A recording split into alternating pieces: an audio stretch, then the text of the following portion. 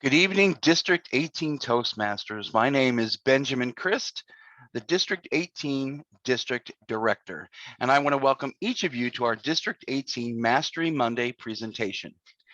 Mastery Monday takes place on the fourth Monday of every month from 7:30 to 8:30 on this Toastmasters Zoom channel. The link can be found on the District 18 calendar or the Mastery Monday page accessed from the Educational and Training tab. Mastery Mondays is a forum for Toastmasters members to take part in a dynamic presentation where they are given the opportunity to grow their own communication and leadership skills, and tonight is no different. In fact, you're in for quite a treat. But before I introduce our speakers for this evening, I want to go over our disclaimer as well as some virtual housekeeping etiquette. By attending this Mastery Monday presentation, you give your permission for your image and voice to be recorded. This recording, however, will only be used as reference material by other Toastmasters and will not be available to the general public. Also, please ensure your microphone is muted and in order to eliminate any background noise or distractions for our presenters. There will be an opportunity for you to unmute and ask questions when instructed to do so. And now, on to the main event. Our presentation this evening will be about club coaching. And I will now present our three presenters, introduce you to our three presenters, Mark Petroquin, Wesley Gibbs, and Rhonda Young. Mark Petroquin has been a member of Bel Air Toastmasters since April of 2015 and has served as Sergeant at Arms, Treasurer, and Secretary, and is currently serving as Area 14 Director. A physical scientist in the environmental field, his interests include environmental science, food security, and sustainability, as well as data management, community service, exercise, movies, and board games. Wesley, originally hailing from New York City, Wesley now resides in Newark, Delaware, and he works in digital marketing. He is a member of two clubs, JPMC Wilmington and Polished Professionals Advanced Toastmasters. Wesley also previously served in District 18 leadership, including Area 12 Director and Division G Director. Outside of work in Toastmasters, Wesley enjoys running and weightlifting. Please welcome Wesley Gibbs. Rhonda Young is the current Club Growth Director for District 38, which serves Central and Southern New Jersey as well as Western Pennsylvania.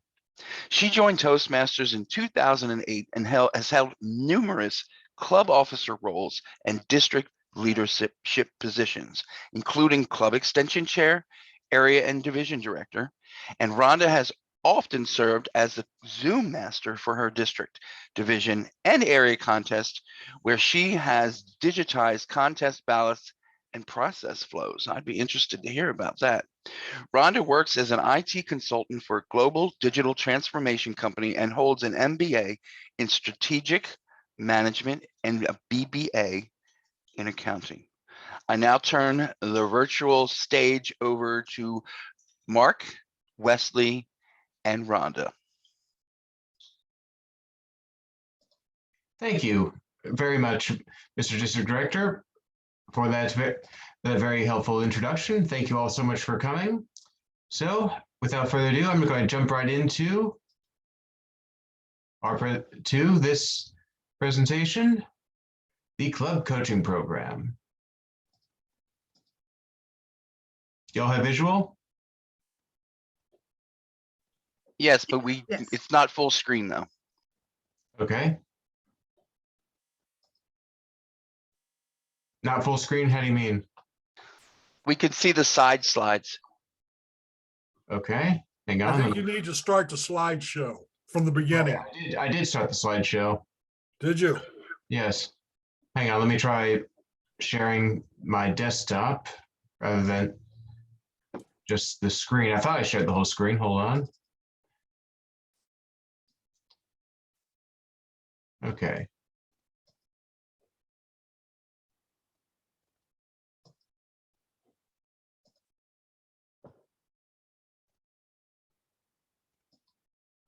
All right.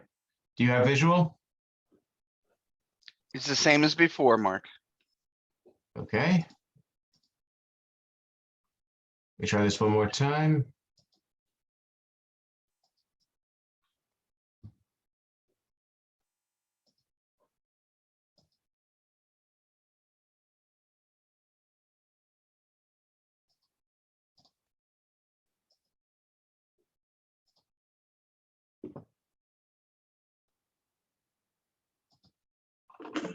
Okay, well, we'll just make do. So, No, you got it that time.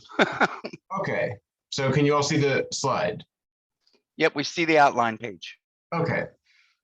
So this is just going to explain what I'll talk about this evening, what the club coach is, what the responsibilities, requirements, and qualifications are, why you should care, what's involved specifically, everything from the club connection, status checks, club meetings and membership, achievement maker recognition, and looking to the future. And then we'll conclude by having our very accomplished Wesley Gibbs, who's been in the club coaching program, explain a bit more about it, and as well Rhonda Young.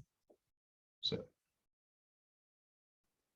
all right, what is a club coach? Kudos to anyone who recognizes that screenshot. Basically, it's just what they sound like, a experienced Toastmaster who coaches a club rather than just an individual member to rebuild membership and restore quality to club environment.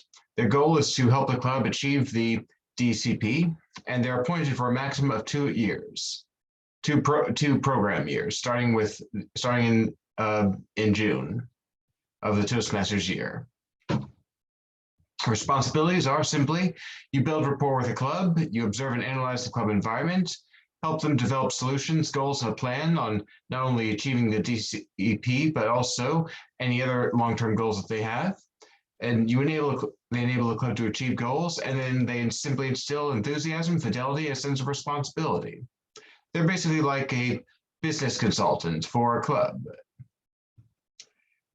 To be a club coach, you have to simply be a paid member in good standing with Toastmasters International.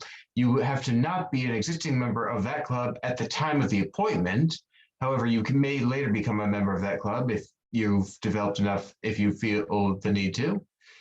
And you cannot be currently familiar with the club or its members. You basically have to come in as a stranger and leave, assuming you do leave, as an expert or a friend of that club, or possibly a member of that club if you're interested. The club, meanwhile, has to have at least one, but no more than 12 members. So they have to be in the red for membership, and they have to need your help.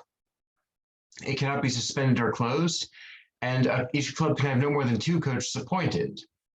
Now, a club coach normally has to be within that same district as the club that needs the help, but it is allowed outside the district if requested from the club's district director or the club growth director. Now let's tune into WIIFM, which I'm sure we all listen to quite a bit. What's in it for me?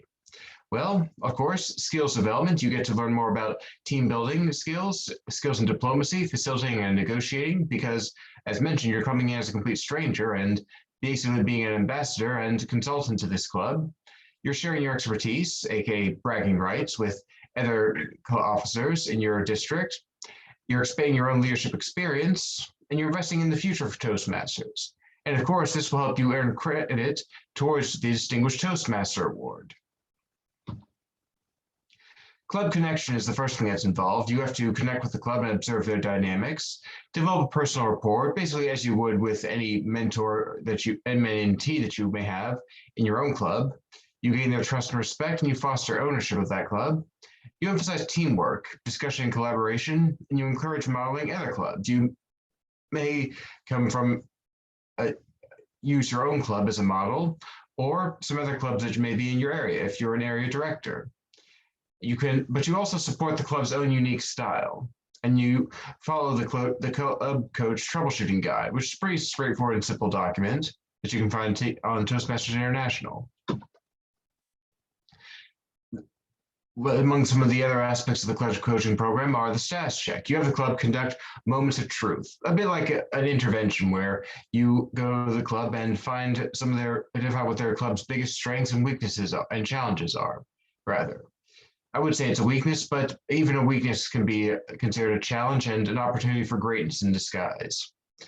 You facilitate discussion with them. And at each meeting, you teach the club how to produce quality club meetings, and you ensure the VP follow the leadership handbook. and you show club leaders other success opportunities. Again, you emphasize the goals of membership. You need at least 20 members to support a club, and you help foster membership building culture.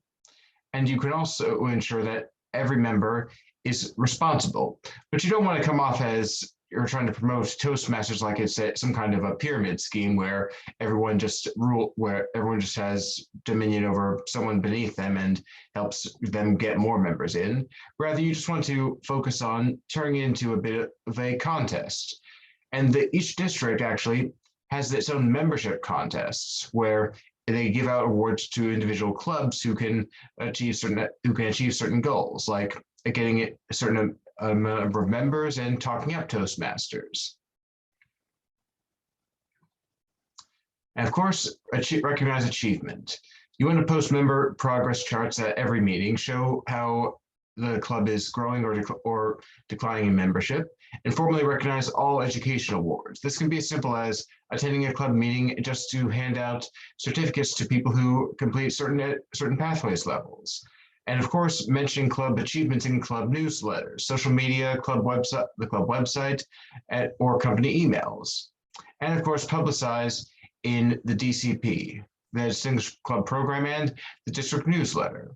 And of course, you want to be as vocal as possible, but you don't want to just put Toastmasters on a pedestal like it's some kind of panacea for everything. Rather, you want to make sure that each individual member gets what they earn and help ensure that other members can see how they can achieve it in their own goals, whether as officers or just as an aspiring Toastmaster. Of course, looking to the future will help its members in their own paths. You want to help explain the club vision and help the club develop its vision, and show how to use the club success plan appropriately. To many of us, it's just a form we fill out every year, and that is filled with just generic goals of expanding and growing membership and paying dues on time. But a real thorough club success plan can be used as a strategy guide to make sure that any shortcomings or barriers that a club may have in its year are easily dealt with. You help to identify the resources the club has, whether it's monetary or simple or software that they can employ to help get members in the door, and develop assignments and timetables. Some way you can develop some kind of app maybe you have that can keep track of each member's pathways goals and who's mentoring who. So that's it in a nutshell. Any questions, comments, or concerns? Okay, well, without further ado, I will pass it on to our very accomplished Wesley Gibbs. Wesley? All right, well, thank you, Mark, and good evening, everyone. I hope you're all doing well. In this portion of today's Mastery Monday, I'm going to discuss my experience as a club coach, things that I felt went well, and things that I felt I could have done better during my time as club coach, and hopefully, based from my story, that you can walk away with suggestions and strategies and just a basic understanding of things that you can implement if you decide to become a club coach. I was a club coach from 2020 to 2021. Now, I was not naive, but I knew coming in that this was going to be a special challenge given that we were in the midst of the global pandemic. But nonetheless, I looked at the opportunity of, I wanted to become a club coach, and I wanted to help out a club achieve distinguished status. Essentially, the backstory was that a club in Division A reached out to me, who I worked with previously as area director, and the club president wanted me to work with them to provide assistance to the club. And I thought this would be a great opportunity because when I was the area director, I saw great potential in this club. I thought they really did a fantastic job of throwing meetings and creating a very welcoming environment. But nonetheless, they still needed a little bit of help. And that's why I decided that even though I was also taking on the responsibilities as a division director within a different division, but nonetheless, I felt the call to service to extend it beyond just serving as a division director, but also helping out this club in need. So how it worked was I submitted my application to Toastmasters International, and thankfully that I was approved, and I was ready to get my hands rolled up and ready to business. This club did show great promise, where 2 years ago, this club achieved select distinguished status. The year that I was area director, they achieved 7 distinguished goals, but they fell 3 members shy of achieving select distinguished again.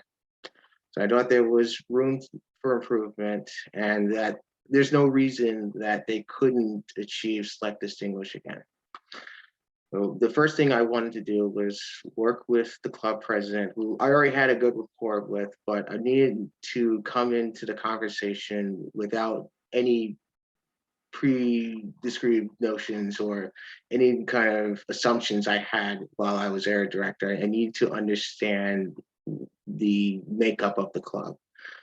And I asked him exactly what is the makeup of the club? What makes your club unique, different from everyone else? And he told me that what makes them unique was that the members are primarily where they're non-English speakers, or essentially where English is not their first language. And I thought that is very commendable to think that, for people who English is not their primarily their first language, to use Toastmasters to develop the confidence to want to become more articulate and be leaders, within their professions. But that's definitely commendable, and I want to be able to help in their journeys. So from there, I wanted to learn a little bit more about just their strategy. I wanted to find out from what's their membership building strategy. How are they going to build up members? Because we knew exactly how many they needed to add. They needed 5 more members to achieve distinguished status, starting from the base number. And then they told me that their strategy essentially was to reach out to their students. This was a college club. Essentially, you can tap into 30,000 people, but to reach out to specific departments and to encourage students and to make the pitch that this is what that as a college student, that as you're entering the workforce, that you're going to need presentation skills. You're going to need to know how to effectively communicate in meetings. But that was the pitch that I wanted them to relay to prospective members. Then I wanted to also understand their marketing strategy. How are you going to essentially spread the message, make yourself visible, within your campus? And they told me that their strategy was through email, that their strategy was through virtual meetings. And they told me that they want to work closely with their career services center to reach out to those students who, as they're trying to get into the workforce, these are the skills that you need in order to be successful. Then I also wanted to identify their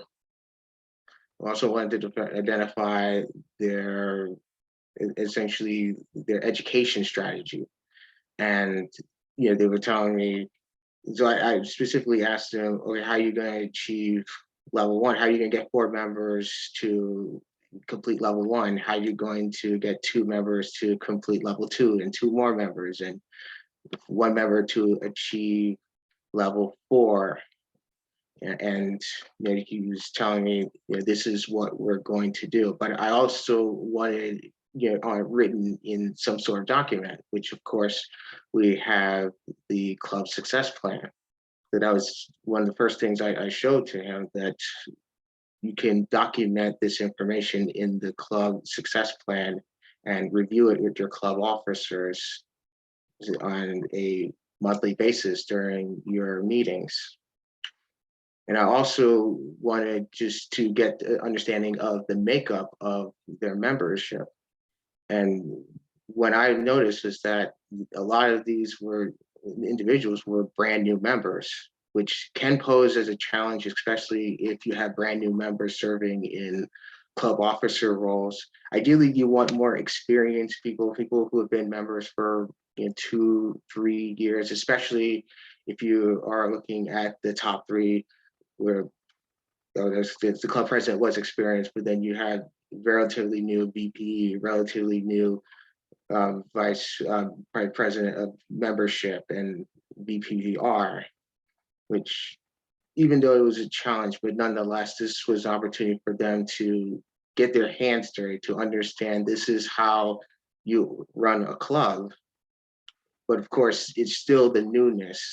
And then also articulating the club, essentially, this is what the responsibility of the club coach, and these are the goals that we need to achieve distinguished status, and how do you essentially word it in a way where it's digestible to new members? Because a lot of new members, all they're worrying about is just, how am I going to become a better speaker? How am I going to become a better leader? They're not necessarily worried about how we're going to get to distinguished status. So just articulate in a way where it's easily digestible, although it was a challenge, but I think that with the president and I, we really try to craft it in a way where people can understand it. And of course, we also looked at the secretary's role to ensuring that we would hit the easy goals, right? Essentially getting 4 people to attend the officers training during the summer and the winter months. And as division director, I also collaborated with the Division A director to essentially combine forces and to host TLIs. So I think it was important for me to also just spread along that message to say, this is why you need to attend these trainings. This is what you're going to get out of it. It's going to make you a better Toastmaster. It's going to make you a better leader. It's going to teach you how to overcome those challenges of membership building, of making sure that you hit your education goals, and making sure that you just understand how to work as a team. But one of the issues was, as we were virtual, we were holding 5-hour-long trainings. But how do you convince people to stay on for 5 hours on a Saturday where there's other things they could be doing?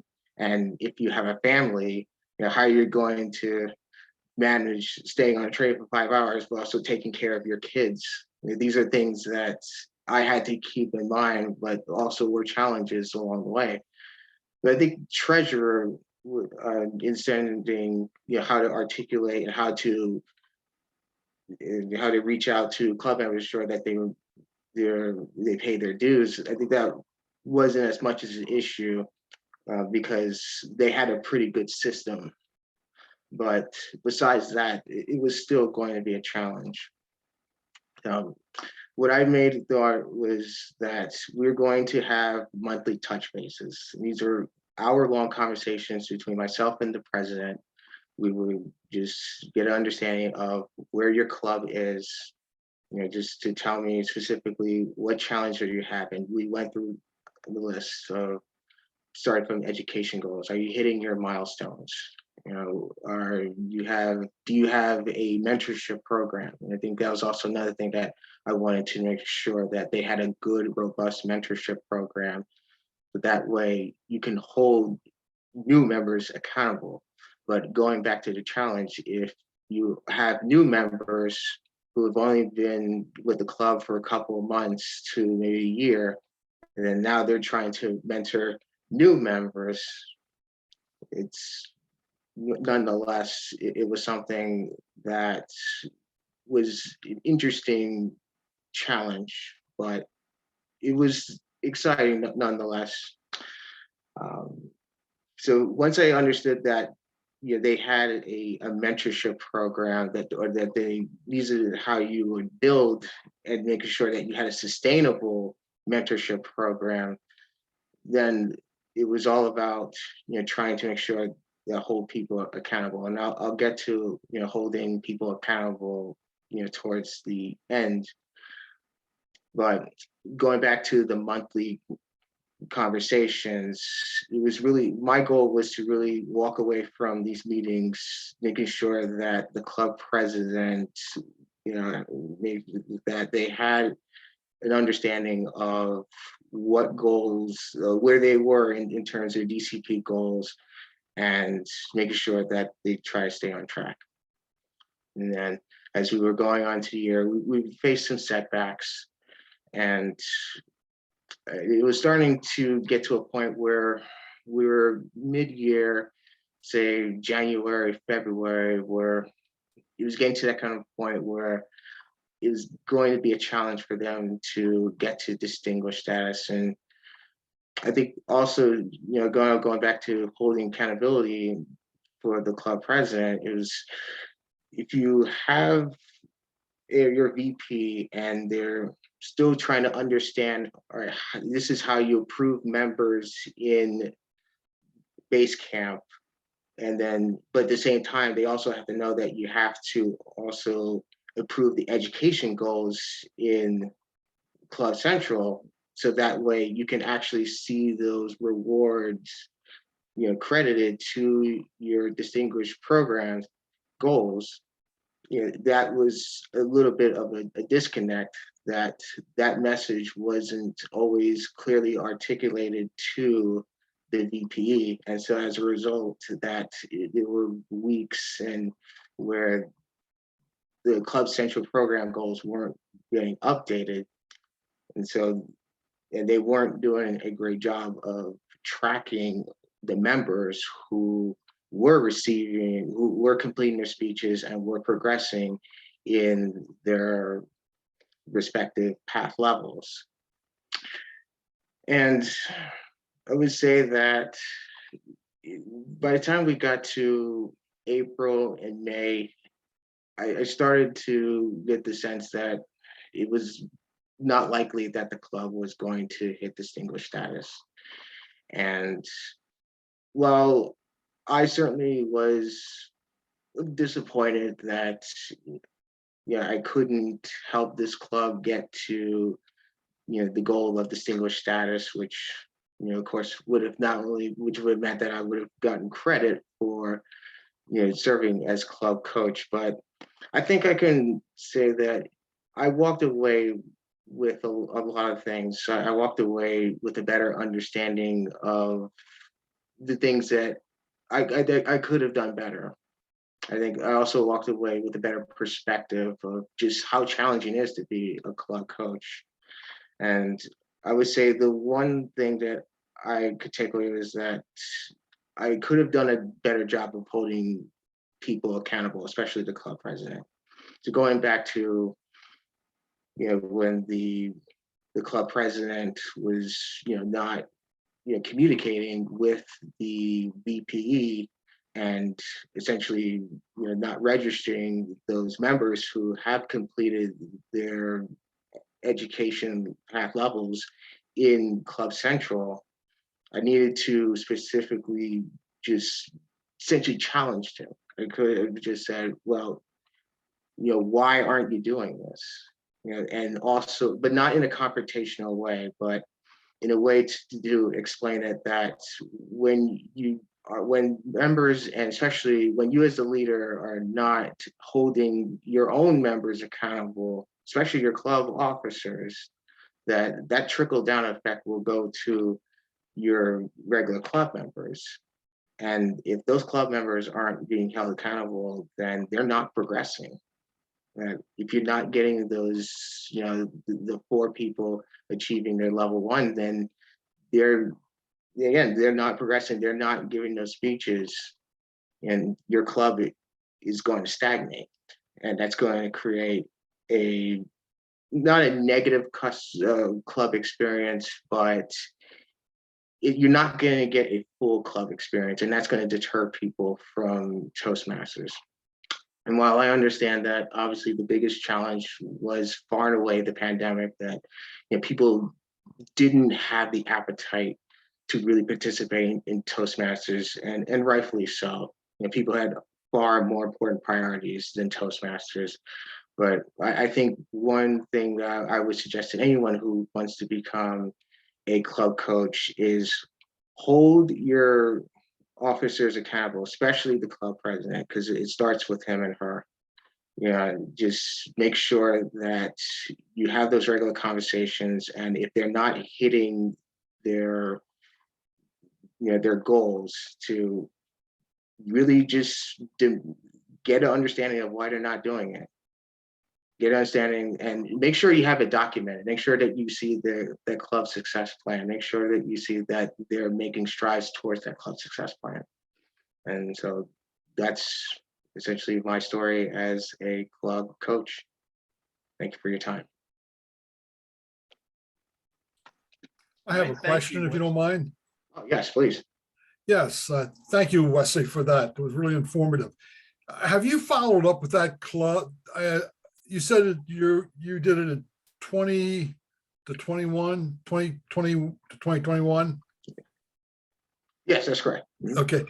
Have you followed up with them since the COVID and how they're doing with the restrictions and the virtual now meetings, et cetera? Have you followed up with them? Just out of curiosity. Yeah, I attend their club meetings every now and then. In fact, I actually, still serve as a mentor, to at least 2 of newer members.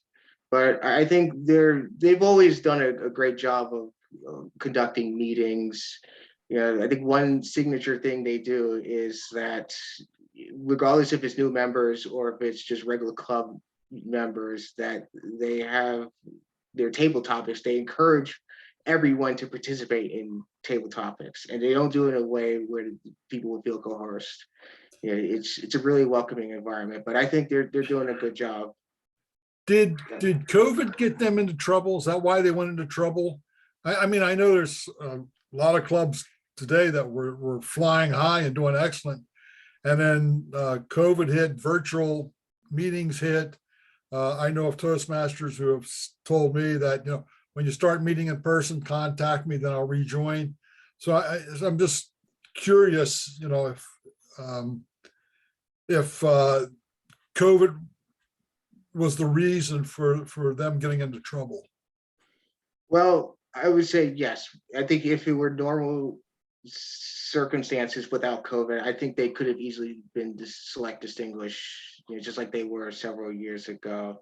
But the good thing about it is that they didn't fall off a cliff. The only thing was that, yes, they did lose members, and they didn't progress in their education goals like they did in previous years. But for the most part, they still held, strong. But it's just they didn't, achieve the distinguished, goals. Was another question, sorry to keep on. Was the college supportive of the club? You said it was a college club, right? Yes. Was the college very supportive of the club?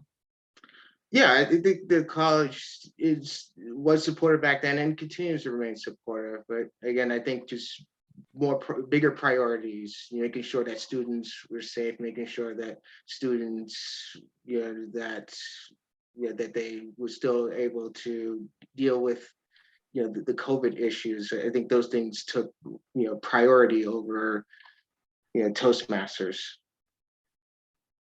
Thank you, appreciate it. Of course. All right, thank you for the questions, Bill. Thank you for your presentation, Wesley. I do want to move on to Rhonda Young, who traveled such a far distance to join us tonight. So Rhonda, I'm now turning the virtual stage over to you. Awesome. Thank you very much. It is such an honor to be here at District 18. Greetings from District 38. Let me share my presentation. I have an incredible position tonight. I went after two very, very good speakers, effective speakers. I had Mark talking about the program of club coaching. So he set the framework for why we're here today. And then I had Wesley talk about his empirical knowledge of the role as a former club coach. So that's giving you an incredible juxtaposition of the program versus the practical. The perspective that I want to approach today is from that of the club growth director. So on behalf of my comrade, my co-laborer, Neil, I am talking from our perspective as club growth directors. Here's a definition of a quote from someone I think many of you may know, and I'm going to ask you to come off mute and guess who this is from. A coach is someone that sees beyond your limits and guides you to greatness. Any ideas who said this? It's a universal figure. It's got to be a football coach. Could be. Vince Anyone Lombardi. else? The Wesley? Steelers coach. Vince Lombardi. Lombardi, Nope. No. Mike Ditka, Dr. Dre. Not Dr. Dre. Michael Jordan, the GOAT, his greatness. Air Jordan said this. And I wholeheartedly believe that. We are here today because coaches are just that. They are someone that can see beyond sometimes our self-imposed limitations or our circumstances to see greatness within clubs. And again, in context of Toastmasters, that is the mission of our club coaches. So why are you here today? I'd like to hear from some of you who may be considering becoming a club coach for the first time. So Wesley, this is for everyone but you. Why are you here today? What do you hope to get out of today's session to convince you to become a club coach? Anyone? This is Bill again. Don't mean to dominate the meeting. Bill, I appreciate you talking back to me. I don't want to just talk to you. Let's have a dialogue here. Yeah, I was a club coach in the good old days. And I was particularly interested in tonight because, in my opinion, I'm an old man and it's the bad old days. I do everything I can not to get caught with COVID. I basically live in my closet here in my home as I telework. And I wanted to really see how club coaching, if it's any different in what I call the bad old days versus the good old days when I was doing coaching. I hear you. Thank you, Bill. Again, I think at the base level of what I heard Bill say is at his core, he wants to still give back to other people. He wants to help them experience Toastmasters in all of its fullness. And he just needs to understand how to do that in our new normal. For some people, it's new. This is my old way of operating. Dwight knows this, and Tanil probably knows this. I've worked from home since 2008. I'm in the IT industry, so this is old news for me. So what I'd like to cover are what I consider the ideal qualities of a club coach. And these are considerations that Tanil and I have to make every day as we look to supply a need to a struggling club. And that's a club that has less than 12 members, as Mark described. So I call these my 3 A's. And I felt like Wesley had a preview of my slides. I know he didn't because I didn't share them, but he said one word that you will absolutely recognize. But the first quality I feel very strongly about is availability. A club coach must be available. And here's that word that Wesley echoed within his presentation. accountable. And I was sitting there trying to control myself because I just wanted to say, yes, yes. You have to be accountable. And that goes both ways. That's not just on the club coach, but it's also on the club that is being coached, the club leadership, as well as club members. And finally, the ideal qualities, the way I see it, includes a coach being aspirational. We don't want someone that's mediocre looking at the base level of goals. No, we want you to shoot and aim high. And let's go over these individually.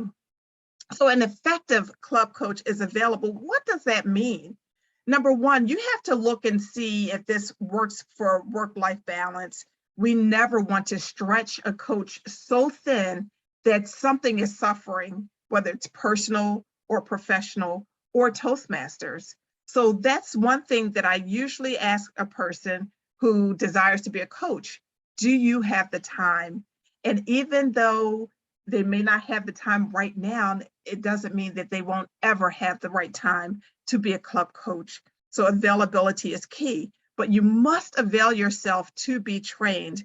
And I'm sure that Tennille provides some resources to you, as well as Toastmasters International have a ton of resources that will prepare you to be an effective coach. The next, you must be available to share your knowledge. That means answer phone calls or emails, attend meetings, be that coach, that guide, that lead. I usually call my coaches Sherpas. So you are actually leading people through a journey of success. And the peak of that is the Distinguished Club designation. Next, develop a partnership. You must be available and open and willing to develop a partnership with your club officers and members. Again, you are not the Toastmasters police. It is not all going to go your way. However, we do encourage you to be collaborative, to work in tandem with the club officers and the club members. It's not relegated to just the officers. The members, the fellowship are actually implementing some of the suggestions and recommendations and best practices that you will ultimately share, because ultimately they will be the next leaders of the club. So you want to ensure that everyone is equally vested in the success of the club coaching experience.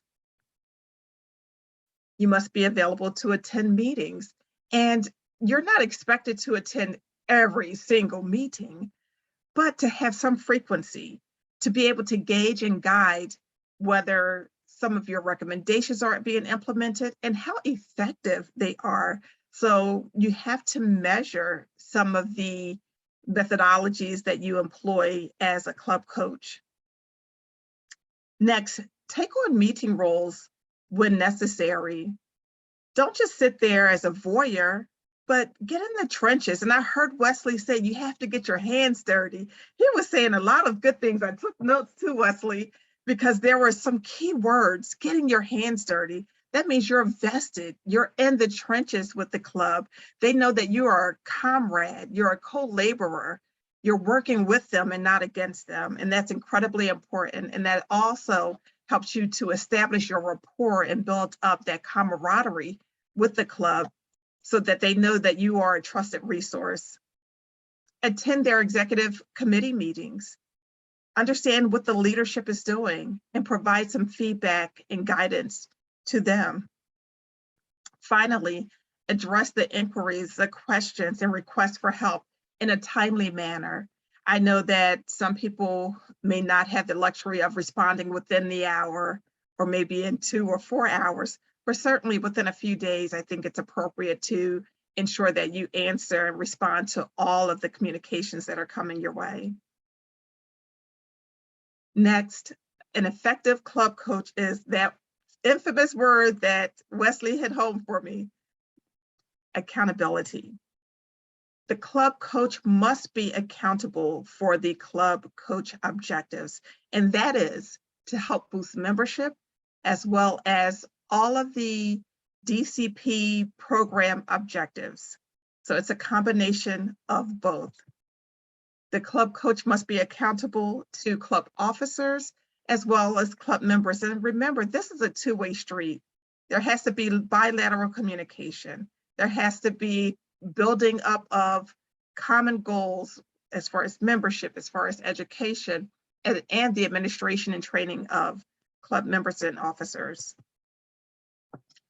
The club coach is accountable to develop his or her leadership skills. After all, this is one of the most substantive leadership projects there is, because club coaching is daunting, but it is so rewarding. There are so many elements where you get to exercise your leadership, your communication skills, as well as developing strategy and innovation. You have to be accountable to the district goals. That's self-explanatory. You must have a commitment to you must be accountable to the commitments that you have made to your officers, the club members, and the district. So don't make promises you don't intend to keep. And if you have to back away from those promises, at least be communicative. Don't leave people in a lurch because they're waiting on you to fulfill your commitment and you can no longer do that. It's okay if we have to back off of some commitments, but you have to make a decision of when it's time to maybe tell your club growth director, I can't fulfill this commitment, or I need help, I need resources, or I just need a moment to address something else. Next, you must be accountable to the club and district via feedback and recommendations, and that's the sharing of best practices. And remember, again, you're not the Toastmasters police. It does not have to go absolutely your way, but there should be some give and take in the recommendations and feedback that you provide to the club, and you should see some output, some outcomes as a result of it. And be accountable to leverage district resources. And that can come in many forms. That can be financially, if you have district dollars, if there are incentives, if there are giveaways and promotional items that can help you to gain that membership boost that you're looking for, as well as the recognition of your membership educational accomplishments. An effective coach is also aspirational. What does that mean? That means you have to shoot for the stars. Don't just shoot for distinguished, shoot for president's distinguished. And again, if you happen to not get the 9 points required, you may get 5, you may get 7, so you'll land somewhere within that distinguished club program. Help to develop a strategy to grow membership. Again, look at any and all opportunities to grow membership. Revisit or find new ways of boosting the membership as well as the educational goals. Just because something didn't work at one point in time doesn't mean that it can't work again. And that's to Bill's point. He knows his old school way of working as a club coach. And sometimes old ways, old school are still valuable and valued ways of operating. I truly believe that. So just because we have digital marketing and things like that, old school, picking up a phone and calling someone still works. Word of mouth is still the primary and most robust way of communicating. And then be aspirational in developing a sustainable, this is the key word, I should have made this in bold, a sustainable path of success. So that's beyond your term as a club coach. And as Wesley described, I think he was asked the question, have you visited the club that you once coached? And he said, yes, I'm still connected to 2 members as their mentor. That's incredible. Again, we can create lifelong situations where we're tethered to clubs because we're vested personally in their success, whether you do it officially or off the books or informally. I think it's the club is all the better because you are interested in their success. But you want to create a pathway. You don't want them to be so reliant on you that they won't be able to operate without you. You want them to stand on their own. So some of the pairing considerations, when we look to marry the club with the club mentor, and I'm sure Tanil probably has her own way of doing this, and I think this probably covers some of hers, but we look at the type of club it is, whether it's a community club, a corporate club, a collegiate club, or a specialized club. We try to align that with someone's past experiences and or interest. Each of those types of clubs have different nuances. Collegiate clubs are always a challenge for me because of the short-term nature of membership and the turnover. You have people graduating and moving on, moving out, going home for the summer breaks and things like that. So they come with their own set of challenges. And it would be a disservice to a club coach not to explain that and not to have them fully knowledgeable about how to handle those situations. The club, excuse me, the club membership composition. And again, that could be students or people in a specific industry or a specific geography, just any nuance that, again, will help you align the club coach to the club membership. The day, time, location of the meetings. And I know that we're in a virtual situation and people are chomping at the bit to get back in person. But this is a great opportunity to ensure that your club coach has accessibility to attend in person when and if possible.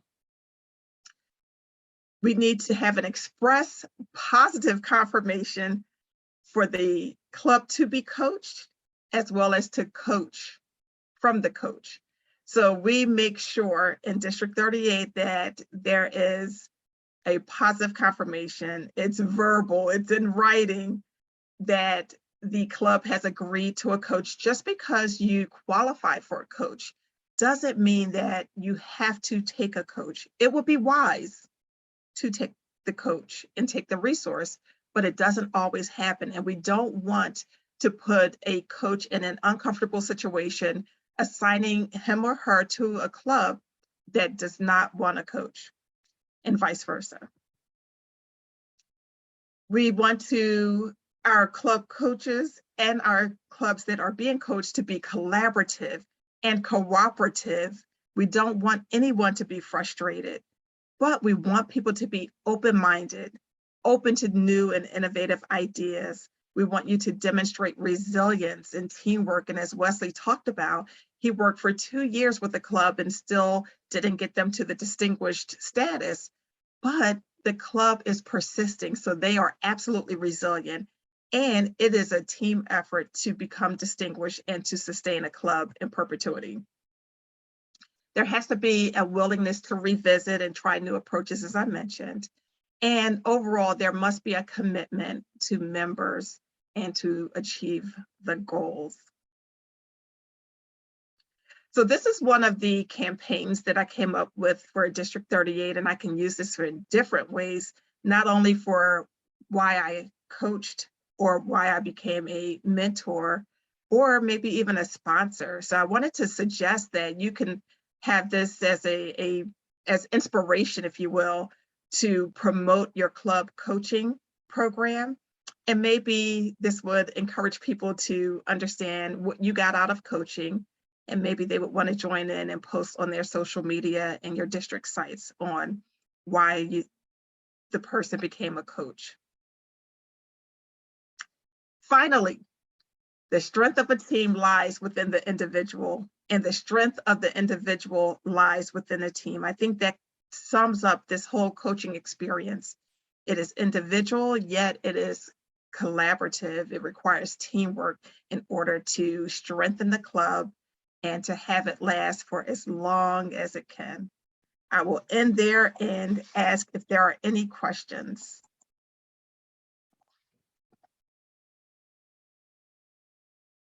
You're on mute. I'm sorry, District Director. Hey, can you hear me now? I can. Okay, all right. I want to say thank you, Rhonda. Thank you, Wesley. I know Mark had to leave, but I want to thank the two of you especially for giving your story and your experience. And I think from District 18's point of view, there's an overall misconception or misperception of what it takes to be a club coach. From the outside looking in, it's like when you're asked to be a club coach, you don't necessarily know that club. So it's like the first day of school and you're very intimidated by that because you don't really know anybody. You don't have any personal connections with somebody, and they don't understand that that's how you grow your own interpersonal skills and your own leadership skills. The second part that seems to be a misperception is the ability to lead without authority. So as a club coach, you want to lead them in the direction of success. And I think a lot of people feel very intimidated, again, the word intimidated, by that concept of being able to lead without authority. And the third is the word accountable. For those of us in the corporate world, accountable is a negative word. It's something that's not necessarily met with both sides. And I think people need to understand that accountability is not discipline in any way, shape, or form. That accountability is asking those questions. What worked? What didn't work? What can we try next? What have we tried? What haven't we tried? And just move on from that. That's what accountability is. And I don't think people understand that well enough to say, hey, you know what? I could be a club coach because it's going to help me. And it's certainly going to help a group of individuals to grow, not only their own personal skills, but also their club. And I think that's a misperception that a lot of people looking at the club coach program, that's what they have set in their mind. And it's just, during a presentation like this, where you kind of take the veil away to what an actual club coach is. So I want to say thank you, Rhonda, and I want to say thank you, Wesley, for this presentation and for your input. So thank you very much. So I would like to second that, Ben. I'm sorry, I'm in a public place. Rhonda, Wesley, and Mark, of course, you guys are not here, but it took us 30 days and a little bit more to put this together. Yes, we have the understanding of how to become a club coach now, what's the benefits of becoming a club coach, and how to apply for a club coach. So I want to say thank you guys so much for just taking the time and effort, for just giving everybody the ability to experience the same thing you have with the know-how. I asked Rhonda to step in for me because sometimes we just need to hear it from a different party. I say things the same time or the same way, but sometimes getting a different spin from someone on the outside looking in will give you a different perspective on how things can actually work or work differently. So again, I can't do none of this without my team, and together everything is accomplished more. And that's why I have these guys on my side. So I like to say thank you to everyone. And I do have club coaches in waiting. So if you have a club that needs a coach, I have coaches available right now.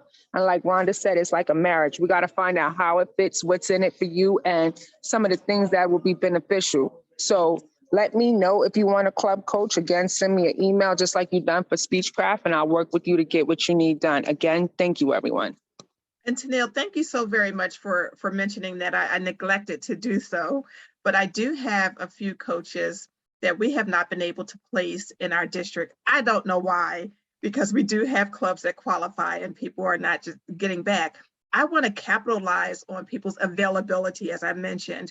And so I told Tanil, we'll work together. If I can help assign some of my District 38 coaches to District 18, I think that would be a win-win situation, very positive for all parties involved. It gives them the experience, but it also satisfies your need for a coach. So I look forward to that. Awesome. Thank you, Tanil. Thank you, Rhonda. Kathy, you had your hand raised. Yes. What is the formal process for becoming a club coach? I mean, is there paperwork you have to fill out? There is at the club growth director level, or even the division director, the district director. I say the club growth director is preferred because that's our role. And we want to make sure that we're in the know for any assignments. So we do have to fill it out. It's very brief. It's just name, your contact information, the club name and club number of the club being coached. And we send that in and with an effective date, and it runs its course over that 2-program cycle, 2 Toastmaster year cycle. And clubs that qualify to be coached, I understand it's 12 and under. How do you encourage those? I know you can't make them, but how do you notify or even encourage clubs to consider having a club coach? We have access to Club Central, or in our level, it's District Central. So we look at all of the membership numbers for all of our clubs within our respective districts. We sort it, we take a look. I know Tanil probably does this, but I look at the history, the DCP performance of the club over the last couple of years so that we can determine what's probably driving this club into a deficit of members. We know that COVID is the biggest thing. So then we will reach out to those respective clubs, inquire whether they want a coach, explain the program. Sometimes we host orientations. I've hosted an open house for all of my committee chairpersons. So my club extension chair that helps with new clubs, my club coaches, my club retention chair to solicit for club coaches, so that we are, as Ben mentioned, we're demystifying what it means to take on these roles as coaches, sponsors, mentors. Okay, thank you. And for the clubs, it's the biggest challenge to get them to get out of the same usual monotonous, insane things that they're doing, because the definition of insanity is doing the same thing again and again and expecting a different outcome. So getting these clubs to get into the mindset to try something different, and it is something that then may be new to them, and again the word intimidating, for them to try something new and allow an outsider to come into their close-knit family, which is usually about 8, 9, 10, 11 members, to let somebody else come in. So that's where the biggest challenge is, to getting these clubs to understand that what they're doing is not working, but there is no shame in asking for help. No shame whatsoever. And a matter of fact, they'll be seen as stronger for having the mindset to say, you know what, I need help. I'm doing something wrong. I need outside experience or fresh eyes. So I think that's what the biggest challenge is to finding clubs who actually want club coaches. Agreed. All right. Do we have anything else from anyone? No. Okay. Well, again, thank you, Dwight. Thank you, Bill, especially Rhonda. Thank you. And Wesley, both of you. Thank you for coming and presenting. Kathy, Kathleen, Tanil, Ekta, thank you all for coming tonight. And I hope you enjoy the rest of your Monday. Great presentation, guys. Well done. Thank you very much. See you next time. Thank you. Good night.